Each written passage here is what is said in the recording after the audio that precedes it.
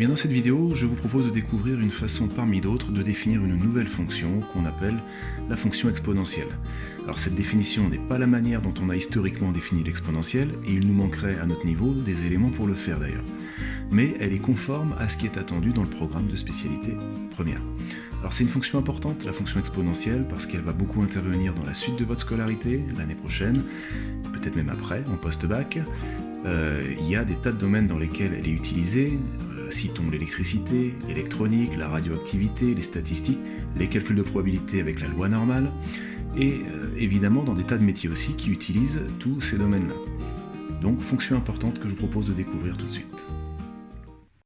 On va s'intéresser à une fonction qui serait sa propre dérivée, c'est-à-dire une fonction pour laquelle on aurait f' qui serait égal à f. Alors des fonctions qui vérifient ça, il y en a une infinité. Mais si on impose une condition initiale, par exemple, on impose que f de 0 soit égal à 1, eh bien une fonction qui va vérifier f' égale f et f de 0 égale 1, eh bien il n'y en a qu'une seule. Théorème, il existe une unique fonction définie et dérivable sur R qui vérifie, pour tout x de R, f' de x égale f de x et f de 0 égale 1.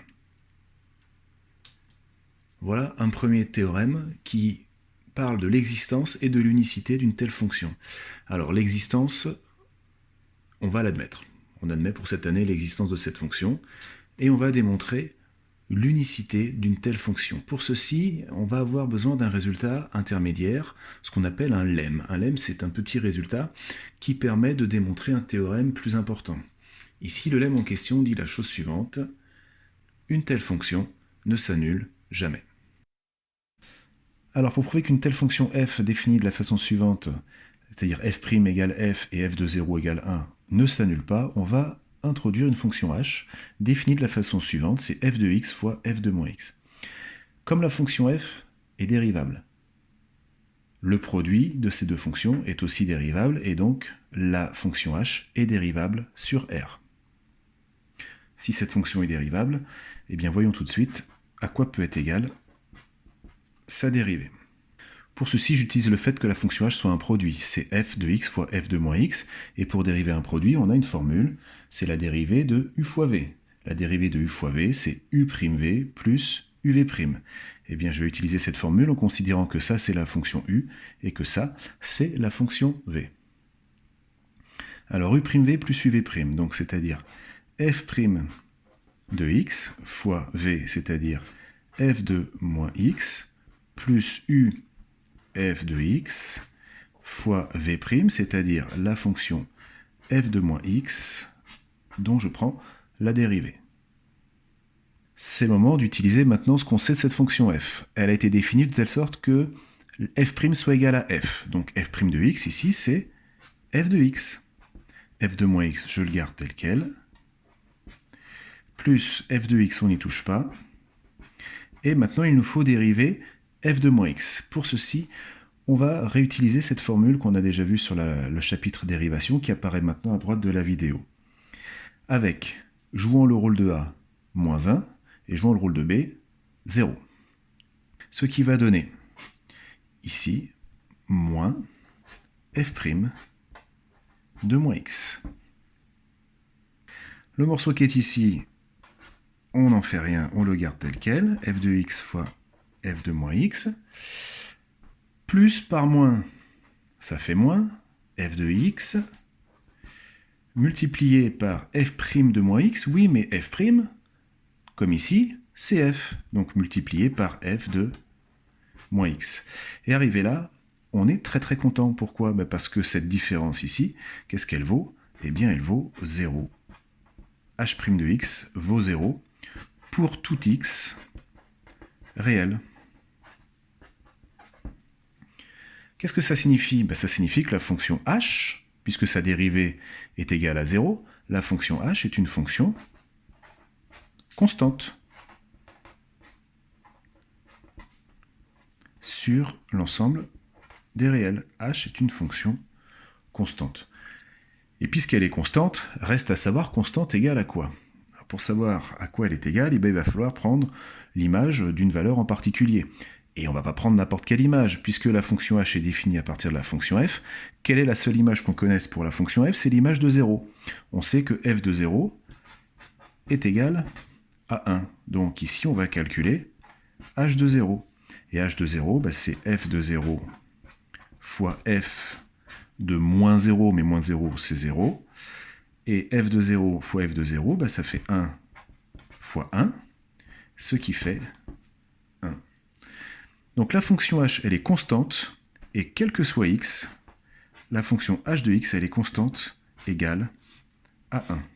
Voilà ce qu'on vient de démontrer sur cette fonction h. Ce qui signifie, puisque la fonction h, c'est f de x fois f de moins x, et bien que f de x fois f de moins x est aussi tout le temps égal à 1. Ceci prouve que la fonction f ne peut pas s'annuler sur R. Il n'existe pas de réel pour lequel f de x soit égal à 0. Admettons qu'il en existe un. Admettons qu'il existe un nombre qu'on va appeler a, tel que f de a soit égal à 0. Qu'est-ce qu'on aurait? On aurait f de a fois f de moins a, qui serait égal aussi à 0, puisque f de a soit égal à 0. Oui, mais ceci, ça contredit le fait que f de x par f de moins x soit toujours égal à 1. Donc, par un petit raisonnement comme ceci, par l'absurde, on peut prouver que ça signifie en fait que la fonction f ne s'annule pas. Il n'existe aucun réel tel que f de x soit égal à 0. Nous voilà donc maintenant prêts à démontrer le théorème principal qui dit que si une fonction f existe qui vérifie f' égale f et f de 0 égale 1, eh bien cette fonction est nécessairement unique. Pour démontrer qu'une telle fonction est unique, on va utiliser un procédé mathématique très courant dans les démonstrations d'unicité. On va supposer qu'il y en a deux fonctions qui vérifient les propriétés données et que s'il y en a deux, eh ben c'est forcément la même. Supposons qu'il existe deux fonctions f et g vérifiant les conditions du théorème. Alors, comme tout à l'heure, on va introduire une fonction intermédiaire qu'on va appeler h à nouveau. On va appeler la fonction h de x définie par f de x sur g de x. Cette fonction est définie, dérivable, sur R, et c'est là que le petit lemme qu'on a vu tout à l'heure prend toute son importance, puisque une telle fonction ne peut pas s'annuler, la fonction f sur g va exister pour toutes les valeurs de x. Puisqu'elle est dérivable sur R, eh bien cette fois-ci je peux à nouveau la dériver. En utilisant cette fois u sur v, la dérivée d'un quotient, la dérivée de u sur v, c'est u'v moins uv' sur v carré. U ça va être f et v ça va être g, ça nous fait donc f' de x fois g de x moins f de x fois g' de x, le tout divisé par g de x, le tout au carré. Alors la fonction f et la fonction g vérifient toutes les deux les conditions du théorème, ça veut dire que f' égale f et que g' égale g. Ce qui nous fait donc ici f de x, g de x, moins f de x, g de x, le tout divisé par g carré. Et bien on est à nouveau très content, comme tout à l'heure, puisque f de x, g de x, moins f de x, g de x, ça fait à nouveau 0, et que donc cette fonction h, ici, a une dérivée nulle, pour tout x. On en déduit les mêmes choses, à savoir que la fonction h est une fonction constante. Constante égale à quoi? Eh bien on va calculer pour ceci h de 0. h de 0 égale f de 0 sur g de 0. Comme les deux fonctions vérifient les conditions du théorème, f de 0 ça fait 1, g de 0 ça fait 1, 1 divisé par 1, ça fait 1, ne me dites pas que ça fait 0. Donc la fonction h elle est constante, et la fonction h elle est égale à 1 pour tout x. Oui, mais je rappelle que la fonction h, elle a été construite comme quotient de la fonction f et de la fonction g. Ce qui veut dire que pour tout x, le quotient f de x sur g de x est égal à 1. Je multiplie de chaque côté par g de x, j'ai le droit puisque g de x ne peut pas être nul. Et ça équivaut donc à f de x égale g de x pour tout x.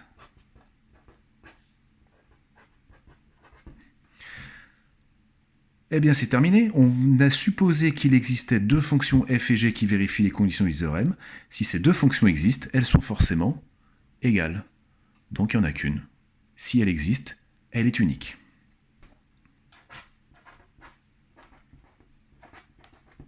Fin de la démonstration. Ce qui nous amène à la définition suivante. Puisque cette fonction est unique, on va l'appeler exponentielle de x, et on le note x de x. Pour l'instant, on verra que ça va changer tout à l'heure. On a donc la dérivée d'exponentielle de x qui est égale à exponentielle de x, et exponentielle de 0 égale 1, puisque cette fonction vérifie les conditions du théorème. Première propriété très importante de l'exponentielle. Pour tout x et y réel, l'exponentielle de x plus y, c'est l'exponentielle de x fois l'exponentielle de y. Autrement dit, l'exponentielle transforme une somme en produit. Cette démonstration, comme les démonstrations précédentes et la plupart des démonstrations de cette leçon, est une belle démonstration. Et comme dans les deux précédentes démonstrations, on va utiliser une fonction intermédiaire qu'on va appeler g et qui sera définie par exponentielle de x plus y divisé par exponentielle de x. Attention, il n'y a qu'une seule variable ici, c'est x. Y est une valeur fixée. La fonction g est donc dérivable comme quotient de deux fonctions dérivables exponentielles. Et en plus, son numérateur ne s'annule pas puisque, on l'a démontré tout à l'heure dans le lemme, dérivons la fonction g. C'est de la forme u sur v. Donc c'est exponentielle prime de x plus y fois exponentielle de x moins exponentielle de x plus y fois exponentielle prime de x, le tout divisé par l'exponentielle de x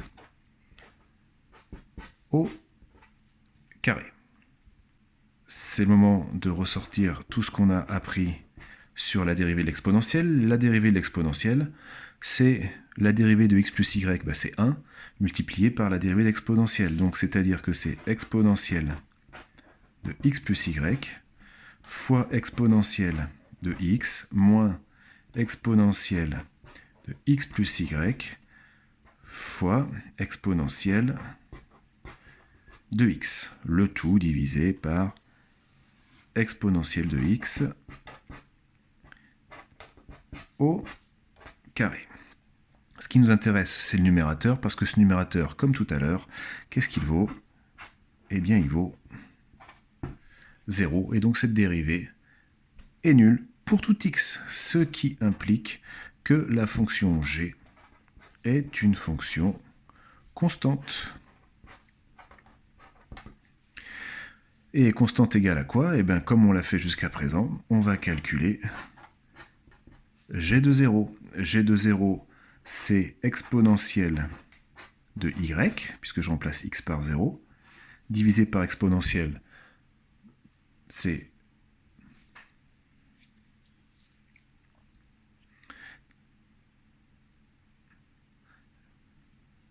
g de 0, c'est exponentielle de y, puisque je remplace x par 0, divisé par exponentielle de 0, et c'est-à-dire 1. Donc tout ça, ça fait exponentielle de y.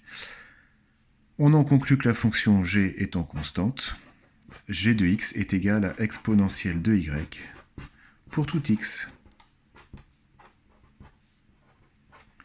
réel. On a presque terminé. On va réécrire maintenant ce que c'est que cette fonction g de x. C'est exponentielle de x plus y divisé par exponentielle de x. Et tout ça est égal à exponentielle de y. Je multiplie de chaque côté par exponentielle de x pour faire disparaître mon dénominateur, ce qui équivaut à exponentielle de x plus y égale exponentielle de y fois exponentielle de x. Je mets d'abord exponentielle de x fois exponentielle de y. Et je viens de démontrer la propriété du cours. Petite propriété maintenant, conséquence de cette première propriété. Premièrement, pour tout x réel, l'exponentielle de moins x, c'est égal à 1 sur l'exponentielle de x. Ça, c'est une conséquence directe de la propriété qu'on vient d'écrire, qui dit que exponentielle de x plus y est égale à exponentielle de x fois exponentielle de y. Je vais faire exponentielle de x moins x. Ça fait exponentielle de x fois exponentielle de moins x, grâce à la propriété précédente. Et ça fait aussi exponentielle de 0, donc c'est-à-dire 1. On en déduit que si je divise de chaque côté par exponentielle x, j'ai le droit de le faire, puisqu'exponentielle x n'est jamais nul. Ça veut dire que exponentielle de moins x est égale à 1 sur exponentielle de x pour tout x réel. Conséquence suivante, pour tout x et y réel, l'exponentielle de x moins y, c'est l'exponentielle de x sur l'exponentielle de y. Cette propriété est une conséquence des deux précédentes. Exponentielle de x moins y est égale à exponentielle de x fois exponentielle de moins y. Et on vient de voir que exponentielle de moins y, c'est 1 sur exponentielle de y. Donc ça fait exponentielle de x fois 1 sur exponentielle de y. Et ce qui fait bien exponentielle de x sur exponentielle de y. Autre conséquence, pour tout x réel et pour tout entier n, l'exponentielle de x à la puissance n, c'est l'exponentielle de n fois x. Alors l'exponentielle de x à la puissance n, c'est, avec n un nombre entier, c'est l'exponentielle de x fois l'exponentielle de x fois, et je continue comme ceci, l'exponentielle de x que j'ai pris n fois. D'après la propriété précédente, exponentielle de x fois exponentielle de x, c'est exponentielle de x plus x fois exponentielle de x plus x plus, 3 petits points, plus x. Et je vais avoir ici n fois le nombre, la valeur x. Eh bien, x plus x plus x plus x n fois, ce n'est ni plus ni moins que l'exponentielle de n fois x, que j'écris comme ceci. Et on arrive maintenant à un moment important, c'est celui où on va pouvoir écrire cette fonction exponentielle de manière plus simple, et pour ceci, on va donner un nom au résultat de exponentielle 1. Exponentielle de 0, donc ça fait 1, et bien exponentielle de 1, on va appeler ce résultat e, petit e. On attribue cette notation à Léonard Euler, mathématicien suisse du XVIIIe siècle, et cette valeur, E, vaut environ 2,718. On ne reviendra pas sur la façon dont cette valeur a été calculée dans cette vidéo, on n'a pas encore les outils pour le faire. Ce nombre E, au même titre que pi ou encore racine carrée de 2, est un nombre irrationnel, qui, vous le verrez dans la suite de vos études, a une place importante dans beaucoup de résultats. Propriété maintenant pour tout entier n, l'exponentielle de n, c'est l'exponentielle de n fois 1, et si je me réfère à la propriété qui est au-dessus, l'exponentielle de n fois 1, c'est l'exponentielle de 1 à la puissance n, mais comme l'exponentielle de 1, c'est e, c'est donc petit e, à la puissance n. Par extension à tous les nombres réels, on va pouvoir écrire que exponentielle de x s'écrit e à la puissance x. L'intérêt, c'est de pouvoir simplifier toutes les écritures. On peut ainsi réécrire toutes les propriétés de l'exponentielle. Exponentielle de x plus y, c'est exponentielle de x fois exponentielle de y. Exponentielle de x moins y, exponentielle de x sur exponentielle de y. Exponentielle de moins x, 1 sur exponentielle de x. Exponentielle de x à la puissance n, exponentielle de nx. Exponentielle de 0, ça fait 1. Et la dérivée d'exponentielle x, c'est l'exponentielle de x. Propriété. Pour tout réel x, l'exponentielle de x est un nombre strictement positif. Ça, très intéressant pour la suite. Cette dernière démonstration n'est pas très compliquée. On va en fait partir du principe que x, c'est 1 demi de x plus 1 demi de x. Et on va l'utiliser dans le fait qu'exponentielle de x, ça va donc être exponentielle de x sur 2 plus x sur 2. On utilise la propriété de l'exponentielle. Exponentielle d'une somme, c'est le produit des deux exponentielles. Donc c'est exponentielle de x sur 2 fois exponentielle de x sur 2. Que je peux aussi écrire exponentielle de x sur 2, le tout au carré. Et qu'est-ce qu'on sait, nous, sur les carrés? Qu'un carré est toujours positif ou nul. Oui, mais comme une exponentielle ne s'annule pas, eh bien ici, on va en déduire que l'exponentielle de x sur 2 au carré est toujours strictement positif. Et ça, c'est une propriété importante pour la suite.